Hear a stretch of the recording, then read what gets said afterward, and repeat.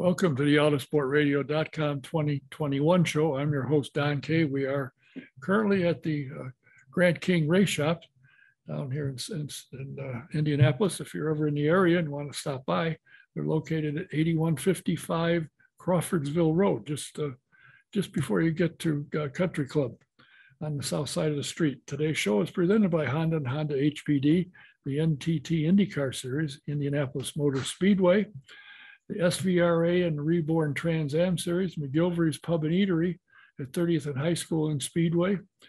Dr. Jack Miller and his wife, Dr. Liz Lewis, and the Indy Dental Group are our sponsors. And if you need a dental work and need to see a dentist, I highly recommend it.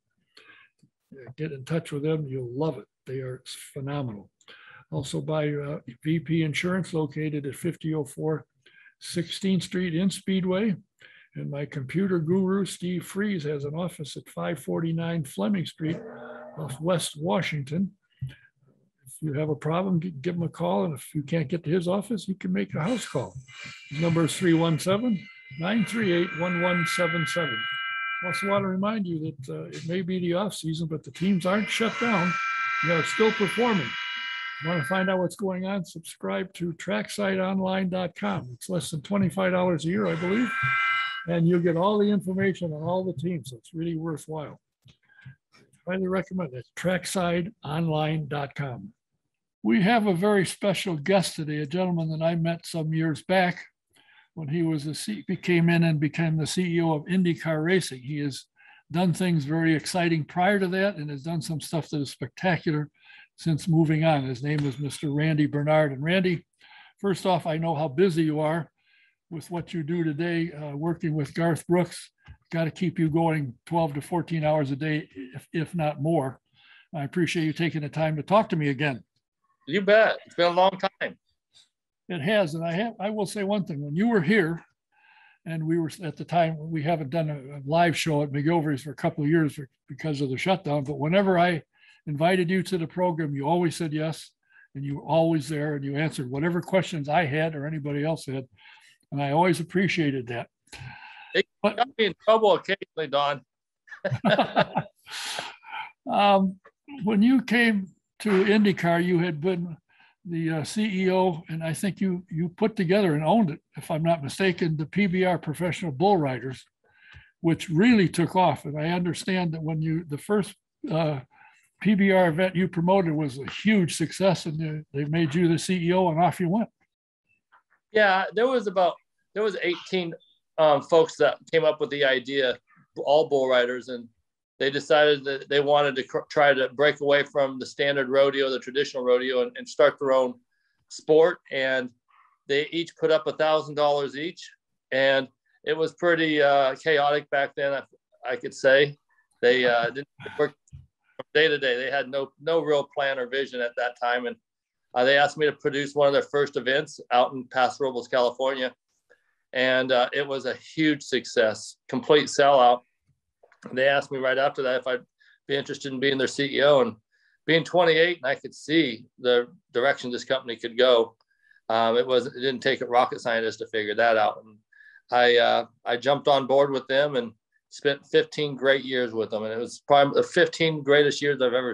I mean, they're just amazing, fun, loving, hardworking, good people in that. Wild, I should add wild. Are you a cowboy? Were you born down in Oklahoma or somewhere? I am a cowboy. And a lot of people don't realize that, especially people in Indy, because I wear a suit every day. Right. But I've definitely, grew up ever since I was 2 years old. I was on the back of a horse and rodeoed my whole life. I don't think from sixth grade through college, we ever went on a family trip that wasn't about rodeoing. So, I mean, that was how our family, everything we did was revolved around the country lifestyle and cowboy and rodeo on the ranch or at events. And then along came the Indy Racing League, and you were part of when it transitioned from Indy Racing League to IndyCar.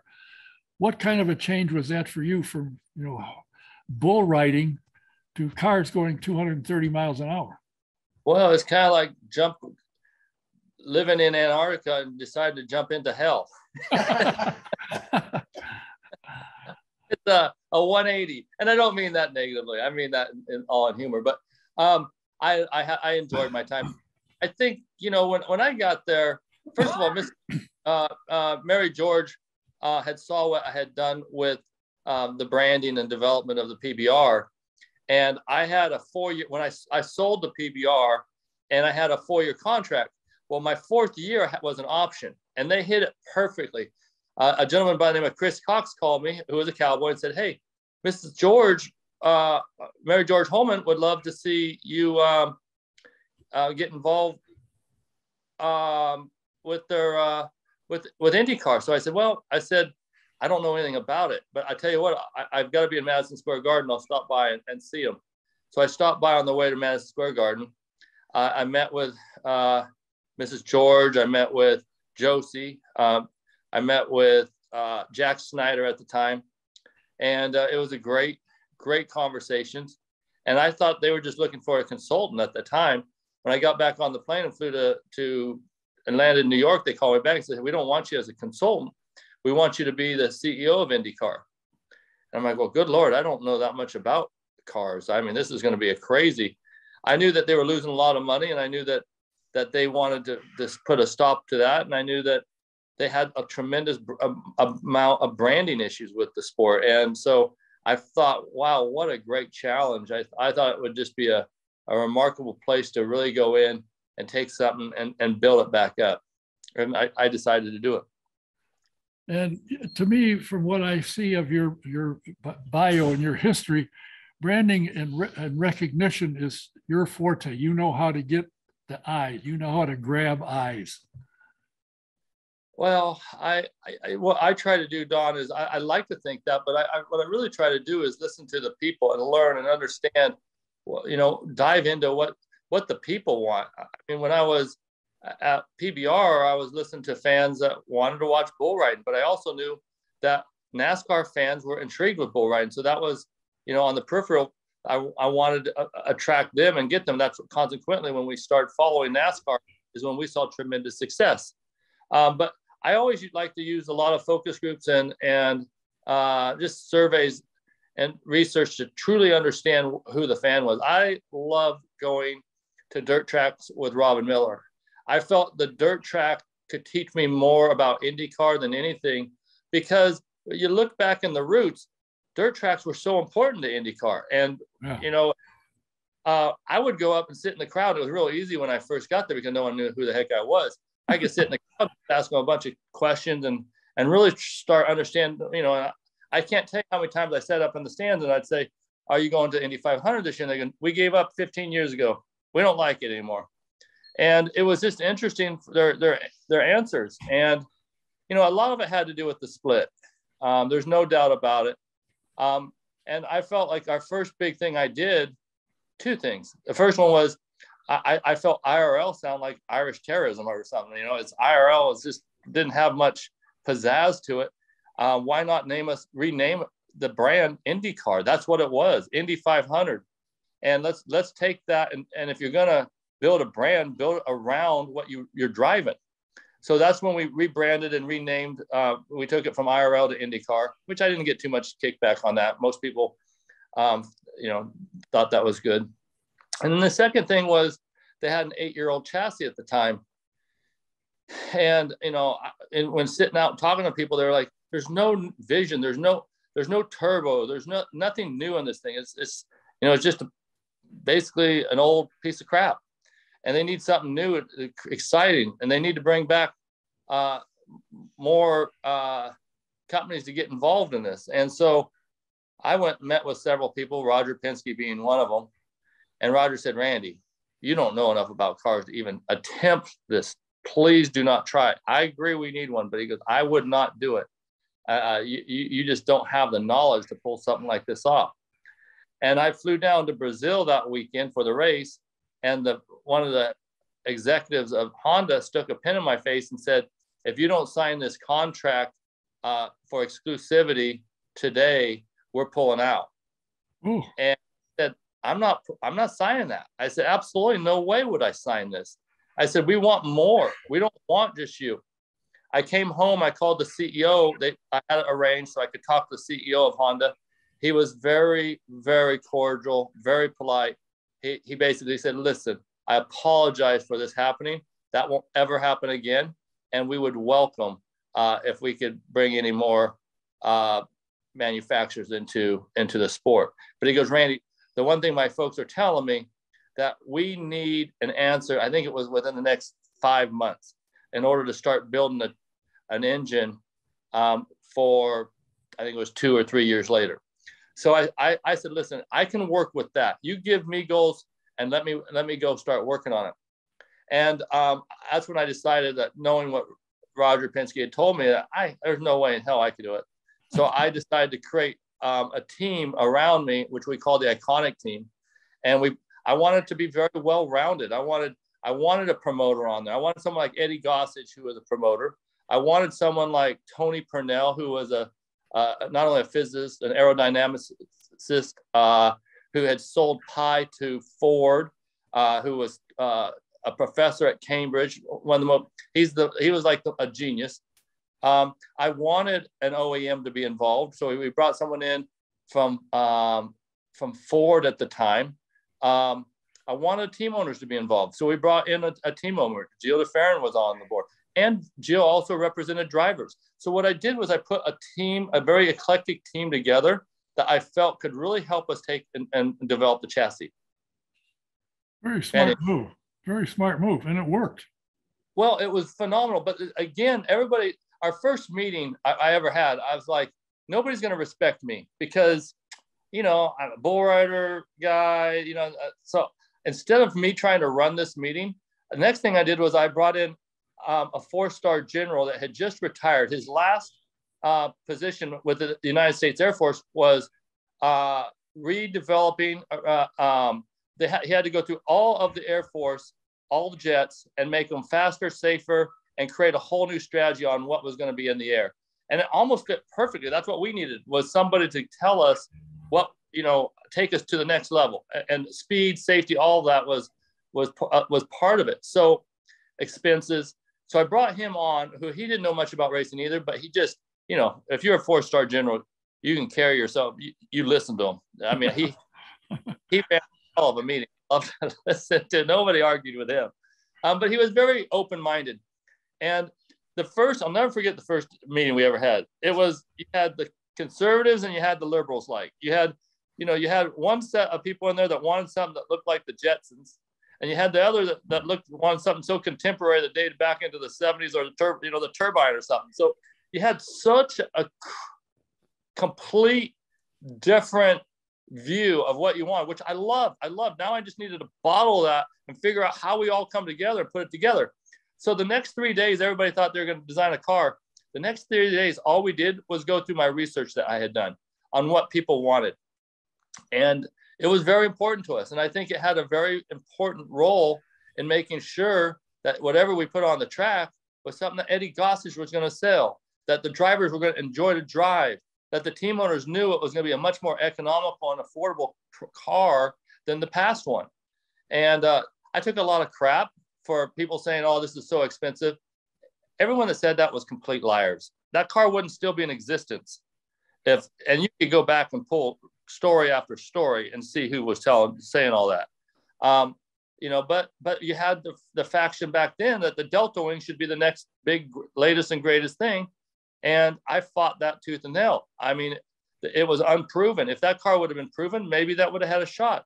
But there was no way in hell under my watch the Delta Wing was going to be there. And John Barnes and Chip Ganassi and those guys, they despised me ever since that day on that. But fortunately for you, everything turned out right. You were right. And I can't say enough. And the current president and CEO of Penske Entertainment, the president of INDYCAR, do come when I request, when they have the time, as you did. Most any time I invited you, you always came in. If there's any questions, you never hesitated to answer.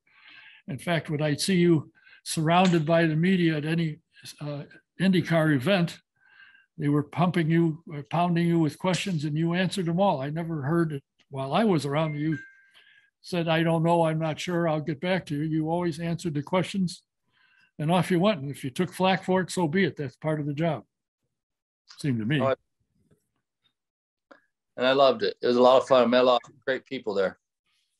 Well, you left IndyCar and you went to the what's called Rural Media Group. You became the CEO there. It was television. And you grew that thing. As I mentioned to you before we started, when I found out what you were doing, I searched around, and by golly, I found one of the channels or networks. So I watch it on occasion. But what was all that about? How did you go from race cars to Rural Media Group television? I loved Rural Media Group. First of all, I come from the ranch, so I come from a country background, and I just felt it had so much potential. And if you look at the United States consensus, and you look at the composite of your counties, and you have an A, B, C, and D county. Your C and D counties are your smaller counties. A D county is anything less than 80,000 people. If you put together your C and D counties across America, you had 84 million people that still live in rural America, and nobody represented them. There was no channel for them. I mean, you might say country music television, but that was it. And that's, there's a lot of people like other stuff out there. So what we wanted to do was to try to make this more mainstream for those 84 million people. And it works phenomenally well. I mean, we grew it significantly. Our profitability was over the top because we had so many advertisers that wanted to reach that audience, and you can index your price of your spots so high because you're reaching a very catered demographic. And it was really, really fun. I really, really enjoyed it. It's probably it gave me an opportunity to learn the television side of business. In the past at PBR, I was always on the other side trying to get television. So I always like to say there's always a nail and a hammer. I was always the nail when I was at PBR. I was getting beat up. But when you're running the network, you're the hammer and you get to choose what you have on the network. So it was a lot more fun from that standpoint. Is it still growing? You departed. Oh, is it still growing? Huge. It's getting bigger and bigger all the time. And I think the pandemic played into that a lot. I think that the Western lifestyle, I think Yellowstone played into it. I think so many people have moved out to the West and into more rural America that it's just been a great play for. And Patrick Gotch, the founder of it, has really capitalized on that really well. I'm proud of him, man. He's done a great job with it. And, I think the other thing that helped big time was before Trump, whether you like Trump or don't like Trump, he was the first president he was smart enough to say, I need to reach the farmers and ranchers. And when they were going to boycott, so China was going to boycott soybeans or something, usually the ranchers and farmers would be so upset and pissed but he went directly, he'd call RFD and say, I need to talk to the farmers. Can you come to the Oval Office? And he would do a 30-minute town hall, or he'd do a 30-minute speech on why he's doing this. And the communication helped him, just the farmers and ranchers understand the importance of why they were doing things. And I think it had a big effect. And I think you saw in the last election, you saw a lot of campaigning around rural America. They saw the importance. They saw how important this space is. And a lot of people forget about it. When you're, those flyover states, there's a lot of people in New York, LA, that never been out there. And it's a pretty cool place. Well, while you were there, one night you got a text from a guy by the name of Garth Brooks, whom I understand you knew prior to this, and said he wanted to have dinner. And you said yes. And from there, it's been just phenomenal what has happened. Now, tell me about the meeting. He picked you up. He sent his jet to get you. You went to Tulsa, where he lives, apparently. Yeah, I was in Omaha, Nebraska at the time. And he said, I was supposed to have dinner and be back by midnight. And 2 days later, I'm still at his house in my same clothes and working with him. But, I was very reluctant on wanting to work with Garth. First of all, he was a friend. And I just didn't know what I could bring to the table. I didn't know country music business. And I'm not dealing with a young star that I can grow with. I was dealing with the biggest star in the world. The only person in the world that sold more records than Garth Brooks is the Beatles. And, you know, and that's a band. So, I mean, he's the largest selling solo artist in the world. I think right now he's at 116 million albums. And I think Elvis Presley's at 138, and Elvis is number 3. So I think, and I just put that in perspective of how big Garth is. And I just I wanted to make sure if I go somewhere that I'm going to help him. And he said, listen, why don't you come live with me for a few months, and I'll give you a quick lesson. He goes, I know you got the work ethic. I trust you. And he said, that's the 2 biggest things I need. And he goes, from there, we'll grow and work together. I think out of 8 years, we've had one argument, and it was, we were both arguing on who made the mistake. He wanted to take blame and I wanted to take blame. So it's been just a remarkable relationship. And I can't speak high enough about that man. He is the most humble, most gracious, kind, loving, and he just loyal. If everyone that started with him back in the 80s is still with him. And he's just one of those type of guys that I've learned more from Garth Brooks than any other human being on this earth. And by far. I recall an interview with him that I saw one night where he said he had taken a hiatus. He was very popular, obviously, and he backed away from touring and so forth. And then he decided to come back, but he said he wasn't sure that anybody would remember him and would follow him. Well, boy, was he wrong on that one. Whoa. That's his humility and humbleness, though. I mean, that's how he is. And he lives every day for that day. And listen, during the pandemic, we've built bridges, we tear fence down, we build fence, we cut wood. There's no one that's going to work harder and have as much fun doing it as Garth. And he's very humble, and he never takes those days for granted. And it's paid off to him.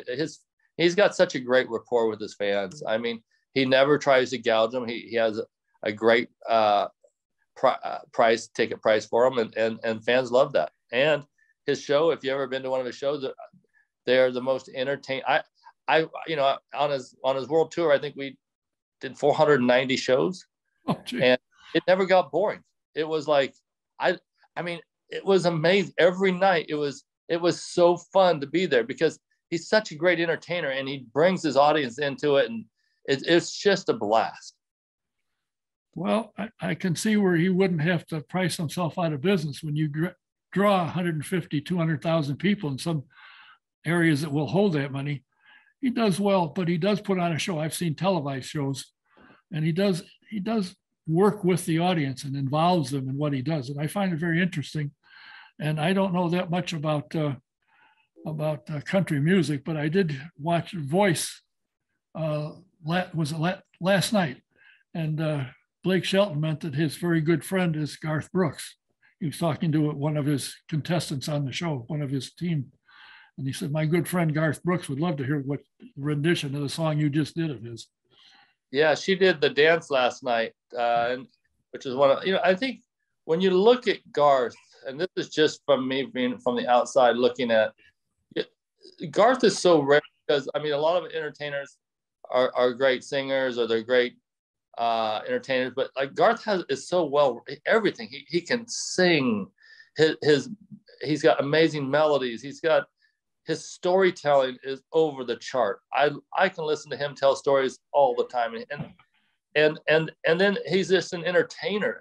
This guy can, I mean, I can't tell you how many people, even at these 80,000, 90,000 seat venues he's playing right now, the people say it's like he's looking right at me when he's singing. And I mean, I've heard that so many times. He is by far just an amazing entertainer.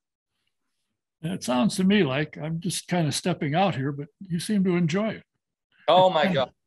I hope I could be here the rest of my life. And I learn every day. And, I've got a business partner, Bob Doyle, who is co-manager with me.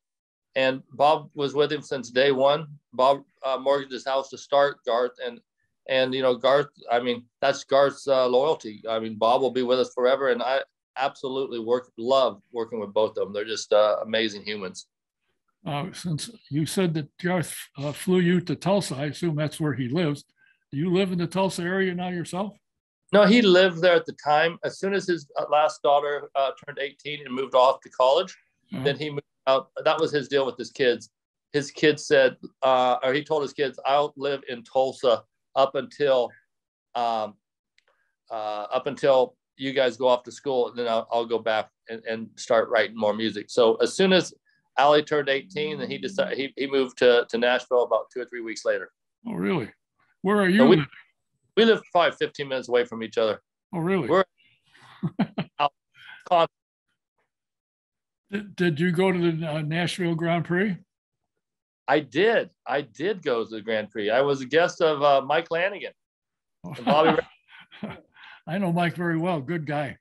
I love Mike Lanigan. Mike Lanigan is one of the biggest teddy bear, nicest guy you ever want to meet. Just what a great guy he is. He is, and he's one of those that's so quiet. People don't really realize how much he does for the sport, and he just kind of doesn't want credit for it, but he is always there to make it a little bit better. And I think the world of Mike Lanigan and Bobby Rahal.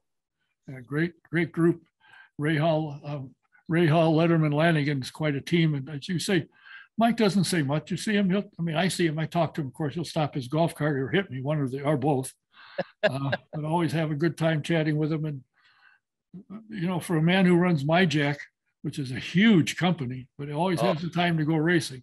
It's amazing. What he does is phenomenal. So my favorite story with those guys, Bobby called me one time when I was at IndyCar and said, "Hey, I think there's a chance we can get David Letterman back involved in the sport. He's liking what is going on." He goes, "Would you fly to New York with me and sit down with him?" He goes, "We'll only get 15-20 minutes." But he goes, would you at least do that?" I said, "Of course." So we flew to New York and thinking we're only going to go 15-20 minutes. I think we were in there 2 hours, and we had the best talk. And he just, Dave was so engaged, and it was just, Dave's a smart guy. He asked amazing questions, and he was one of these guys that was just, what a great ambassador for the sport anyway. You want someone like Dave Letterman to be involved, but Dave was just very, very articulate, and I enjoyed that meeting very, very much. You got it worked. He came on. Yeah. And he's still there. Yeah. The only guy that didn't cuss me out. You have a couple of kids, 2 girls, if I'm not mistaken, 2 daughters. Yes, sir. And where did you go to college? I went to Cal Poly San Luis Obispo in California. I have 2 daughters. One went to Cal Poly and one went to Pepperdine. They live in San Jose and Sun Valley.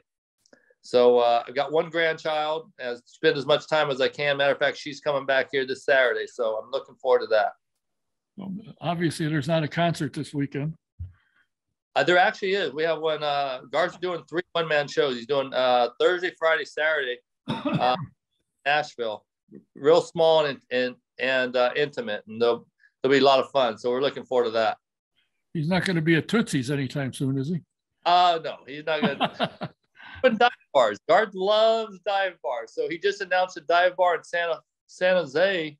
He's going to do one in the mid-December out there. So if you're lucky enough to get a ticket through the radio out there, it's going to be a great show.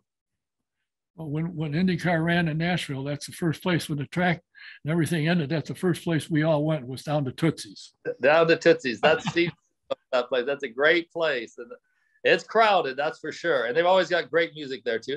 There's just so much great talent in this town. You can't beat that. There's no question about it. And I've had a number of interviews with the COO of the Grand Prix, Jason Wittenberry. Talked with him several times. And they really put on a good show. They did a good job. And I thought about, I didn't know where you lived. I saw a picture you put on Facebook of out your back door or something. I said, good Lord, you got to be living, I thought in Colorado somewhere, but so you're not, you're in Nashville. Yeah, Nashville's a beautiful place. It is. The Grand Prix, what they did so well, in my opinion, they created an amazing buzz on it. And they, first of all, if you're going to have an event, races always work good with travel destinations. That's why, unfortunately, it didn't work in Vegas. But if a race could have worked in Vegas, I truly think it could have been amazing, because people love going to resort destinations.